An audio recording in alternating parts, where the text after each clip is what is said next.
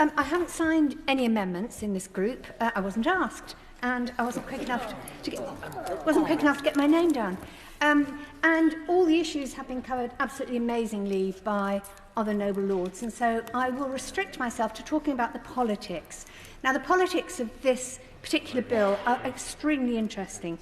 I do support all the amendments in this first group simply because they are sensible and practical, and I like practical outcomes, but at the same time we really ought to throw the whole clause out, and I don't see any option to that, because we want a democracy when we've finished voting on this bill, and if it goes through as it is, we won't have.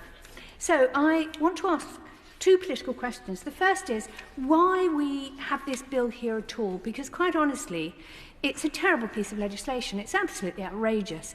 And to me, it seems that in the 10 years I've been here, I've almost never had a glimmer of sympathy for the government. But I actually do. Having seen this bill, I realise it's like the last gasp of a dying creature.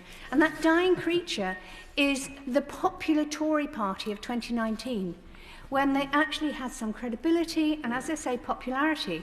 And that has seeped away, ebbed away, to the point that they are now in the most extraordinary position and putting forward legislation like this.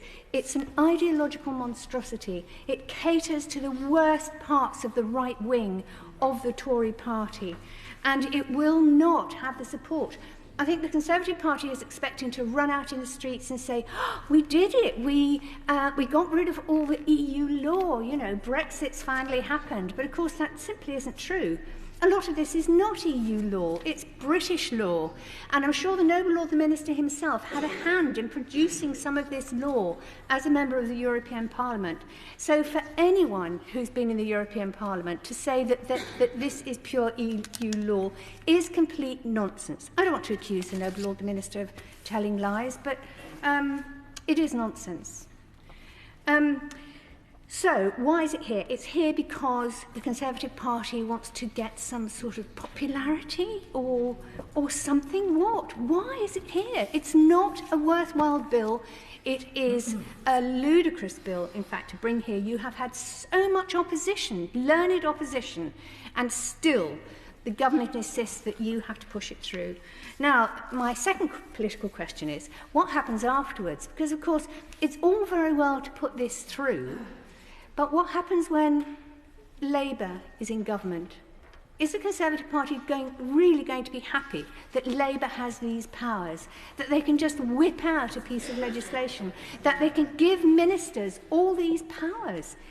It is not a democracy when you give so much power to ministers. That isn't what Brexit was about. I say that as somebody who voted for Brexit. I'd like to say to the noble Lord Deben that perhaps he's a rejoiner now, not a Remainer.